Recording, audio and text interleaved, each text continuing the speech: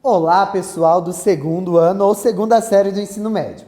Hoje, eu, professor Wagner, vou trabalhar com vocês mais um conteúdo de sociologia, ok? Hoje nós vamos falar um pouquinho sobre as sociedades industriais e o socialismo.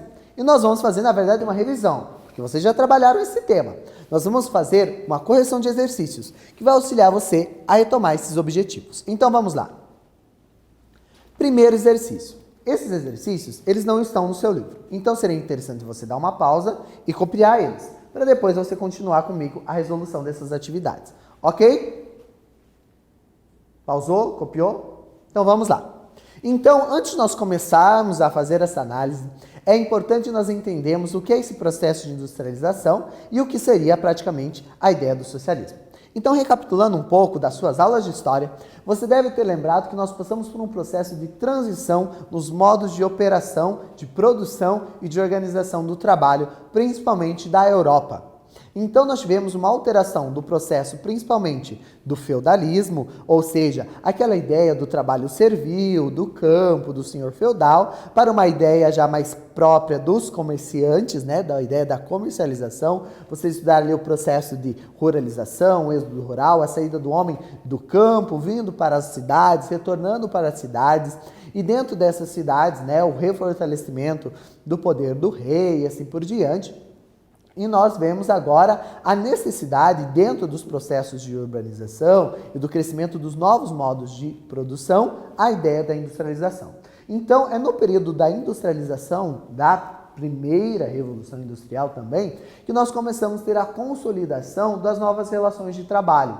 Ou seja, nós passamos a deixar de ter aquela ação de servo, camponês, o sistema feudal, aquela relação antiga, e passamos a ter a relação que nós conhecemos até muitas vezes hoje como a ideia do grande empregador, o capitalista, o dono da empresa e o proletariado, né? Aqueles que trabalham assim por diante.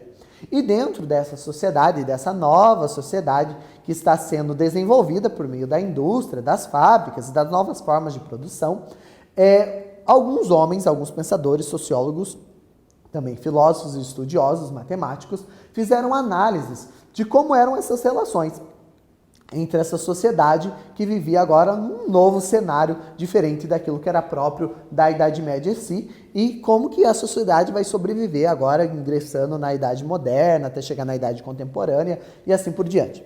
E alguns nomes que você já deve conhecer que são bem importantes, é o nome ali do Karl Marx, que traz para nós principalmente essa ideia do socialismo e a evolução, vamos dizer assim, do socialismo, que seria a ideia própria do comunismo. Nós vamos ter o Durkheim, tá? O Emile Durkheim, que vai trazer também algumas ideias bem importantes, principalmente sobre a relação do fato social, né? Isso é uma grande marca do Durkheim, a ideia de que o exterior, ou seja, as coisas que acontecem em torno do homem, do fato social, interferem muito na vida dele. E nós vamos ter, então, o Max Weber, que vai trazer também, né, dentro das suas estudos e daquilo que ele analisou dentro da sociedade, a ação social, que é um outro passo importante. Então, é importante você guardar isso principalmente para questões de vestibulares e assim por diante, tá bom? Então, Karl Marx, socialismo, materialismo, tá bom? Foca isso, classe social, sociedade de classes,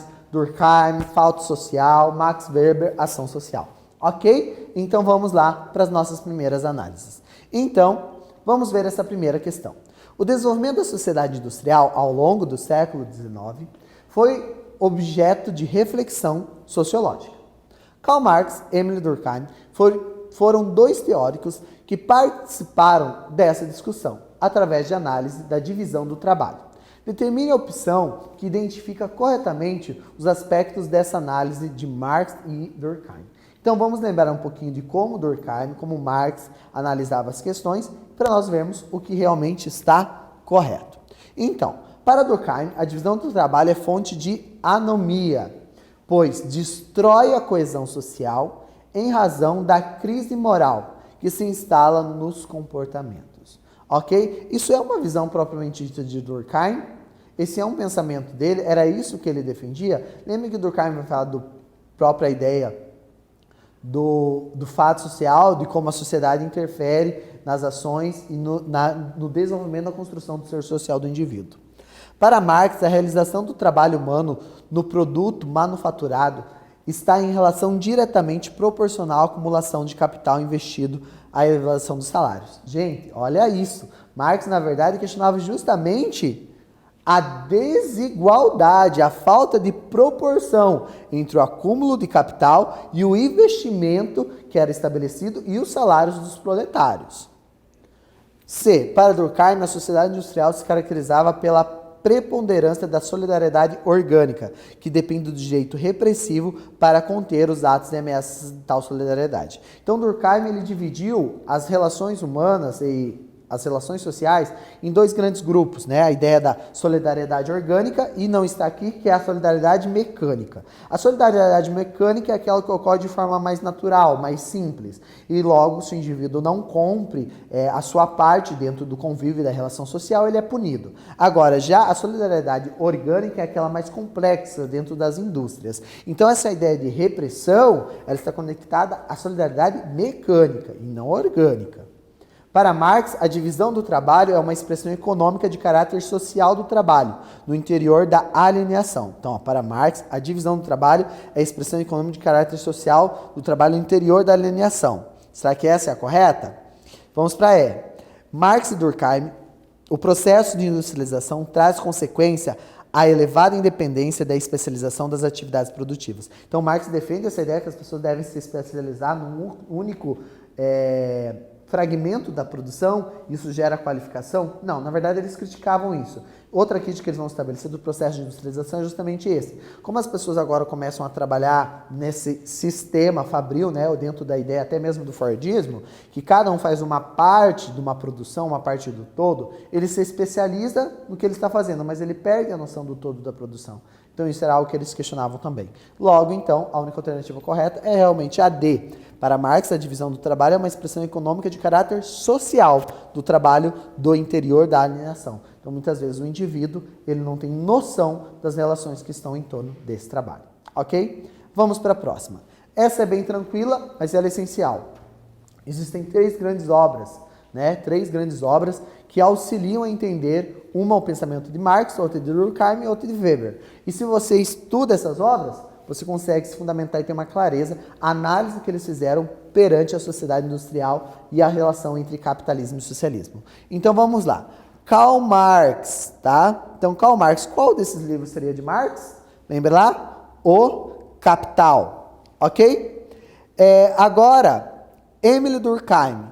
Lembra que Emile Durkheim ele traz um método para o estudo, né? Da sociologia a partir das relações do socialismo e do capitalismo. Então, as regras do método sociológico.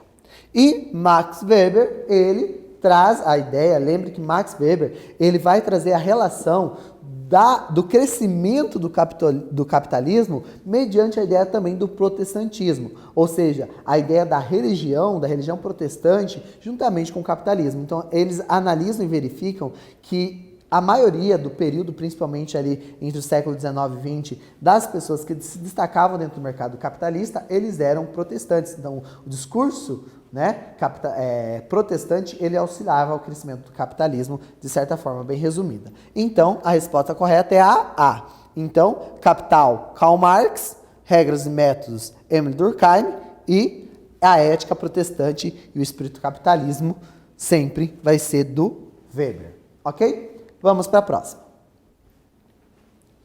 Para Max Weber, a economia capitalista não é marcada pela irracionalidade e pela anarquia da produção. Ao contrário de Karl Marx, ele frisava que a irracionalidade do capitalismo. Para Weber, as instituições do capitalismo moderno podem ser consideradas como uma propriedade de materialização racional. Segundo Weber, uma das características do capitalismo moderno é a estrutura burocrática das instituições administrativas racionalmente com função combinadas e especializadas. Para o sociólogo alemão, o controle burocrático é marcado pela eficiência e pela precisão da racionalidade. Então, o socialismo nós podemos ver ele dentro da Alemanha e também nós podemos ver ele em outros países. Então, aqui no caso do alemão Max Weber, ele trazia um contraponto à ideia de Marx, né? Então, Marx ele via essas relações, principalmente a ideia do capitalismo como uma questão irracional, e Weber vai ver como uma questão racional, ok? Outra coisa importante é essa divisão, essa burocratização do trabalho. Então, muitos teóricos e estudiosos vão ver a burocratização do trabalho, ou seja, cada um fazer uma parte, né, da construção e da produção de um determinado produto, como algo negativo. Então, se eu produzo apenas o parafuso que vai apertar a porta do carro, eu posso produzir o melhor parafuso, mas muitas vezes eu perco o conhecimento do todo da produção desse carro. E o Weber, ele traz o contrário, não, que essa burocratização, ela poderia, essa especialização poderia trazer uma questão positiva até mesmo dentro dos processos de produção. Então vamos lá entender como que nós podemos analisar e encontrar uma resposta correta com essas informações. Então, vamos ver lá. Letra A. Max Weber identifica a burocracia como irracionalidade. Errado. Já começamos a sair no início da questão, está errado. Lembre que quem traz essa ideia da racionalidade é Marx. Para Weber, a ideia é racionalidade. B. Na burocracia moderna, os funcionários são altamente qualificados, treinados em suas áreas específicas. Enfim, pessoas que têm ou devem ter qualificação consideradas necessárias para serem designadas para tais funções. Então, ele traz essa ideia necessária da especialidade. Outra questão importante. Segundo Weber, a preocupação de um cargo na estrutura burocrática é considerada uma atividade como finalidade e objetivo pessoal. Trata-se de uma ocupação que não exige senso de dever de nenhum treinamento profissional. Errado. Weber traz a ideia da especialidade para poder desenvolver a ideia da burocratização dentro do trabalho. Para Weber, o elemento central da estrutura burocrática é a ausência de hierarquia funcional e a obediência da ordem pessoal subjetiva. Também não é um desses pensamentos dele, e a burocratização do capitalismo moderno impede, segundo Weber, a possibilidade de colocar em prática o princípio da especialização das funções administrativas. Também não, inclusive o Weber é muito procurado porque ele é muito referencial e auxílio em estudos dentro da área da administração. Então a correta seria a B. Ok? Vamos para a próxima? Então, aqui nós vamos ver um texto e com esse texto nós vamos analisar algumas coisas. Em um país qualquer, então aqui analise e responda o que se pede. Em um país qualquer, houve uma revolução que, além de derrubar o governo vigente, implantou um regime autoritário.